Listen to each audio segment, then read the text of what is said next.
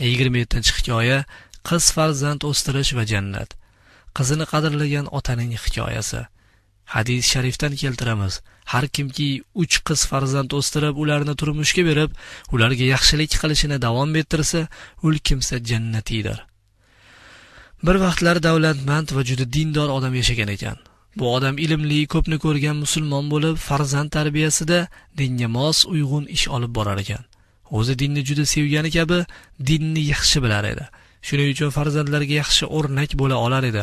Xushfe'l, xushxulq bu musulmonni atrofidagilar juda hurmat qilishar, yaxshi ko'rardilar. Xotini, bolalari ham uni juda sevar edilar.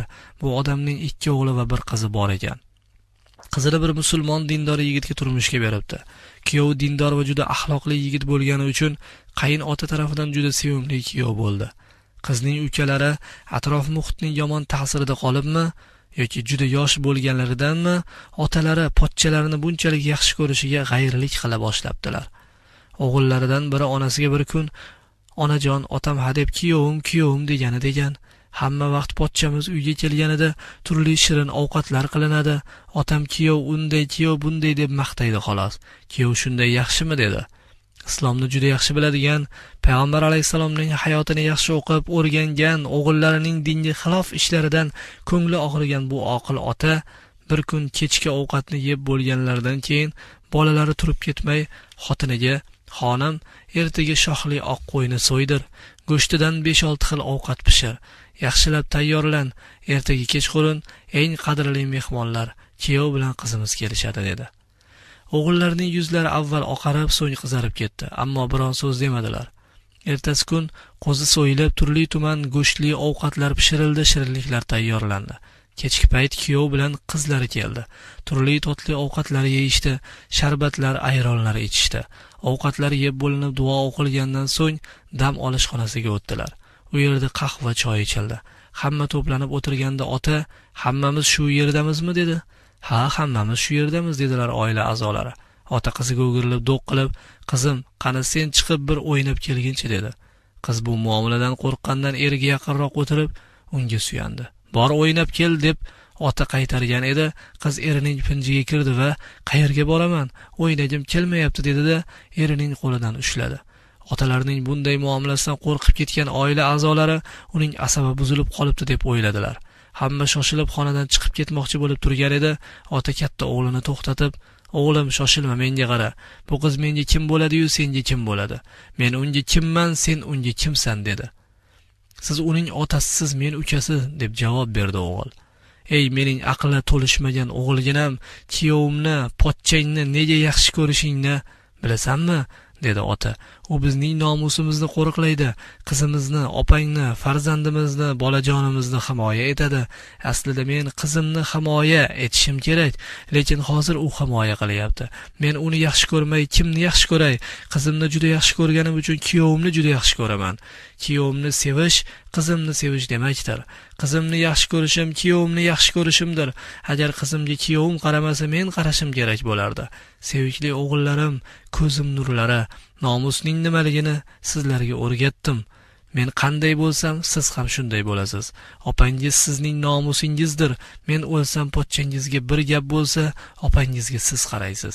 Uning nomusini siz qo'riqlaysiz. Shunday ekan, mening aytganimga quloq solib, pochchangizga mehr va hurmat ko'rsatasiz. Haqiqiy musulmon shunday bo'lmog'i lozim. Musulmonlikda qarindoshlik rishtalarini uzish jahannamga chipta olish bilan barobar. Qarindoshga mehr ko'rsatganlar jannat yuzini ko'radilar. 2 o'g'il hijolat chekib, otalaridan uzr so'rab qo'llarini o'pdilar. "Otajon, biz onamizga hazillashgan edik. Pochchamizga biror narsa deganimiz yo'q. Siz hozir tushuntirganingizdek nozik va to'g'ri tushunmas edik.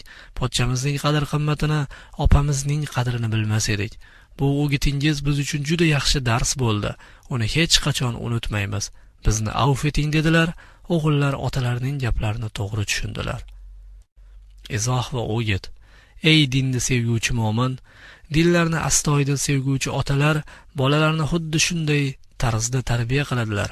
Suyukli payg'ambarimiz sollallohu alayhi va sallamning amrlari, o'gitlariga amal qiladilar. Bolalarga nasihat qilish, o'rnak bo'lish, ularni go'zal tarbiya bilan o'stirmoq payg'ambar alayhisalomning muborak tavsiyalaridir. qizlarga yaxshi tarbiya berib turmushga chiqarish, keyin ularga yaxshilik qilishni davom ettirish jannatga kirmoq, haq yo'lida bo'lmoq demakdir. Musulmonlikda qiz avlod, erkak avlodning farqi yo'q. Hatto qiz avlodga nisbatan bir qadar mehribonlik, hassoslik, shafqat bor. Sevgili payg'ambarimiz sollallohu alayhi vasallamning ushbu hadisi sharifida ana shu nazokat, mehrga ishorat bor. Payg'ambar alayhisalom aytadilar, kimki 3 qizni o'stirib, tarbiyalab va turmushga chiqarib va yaxshilik qilishni to'xtatmasa, ul jannatidir. Boshqa bir hadisda har kimki 2 qizni tarbiya qilib o'stirsa, qiyomat kuni men va u jannatda yonma-yon bo'lamiz deb aytar ekanlar. Payg'ambar alayhisalomning muborak barmoqlarini bir-biriga tekkizib, shunday yonma-yon deb ko'rsatganliklari rivoyat qilinadi. Dinimiz Payg'ambar alayhisalomning bu amrlarini bilgan har bir dindor es-hushi joyida otalar bolalarini ajratmasliklari, hatto qiz farzandlariga tuzukroq e'tibor berib tarbiyalashlari ularning o'zlarining manfaatlaridadir.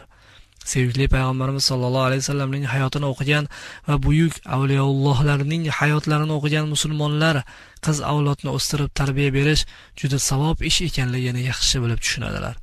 Payg'ambar alayhisalom Hazrat Fatima volidamizni qanday o'stirib tarbiya qilgandilar?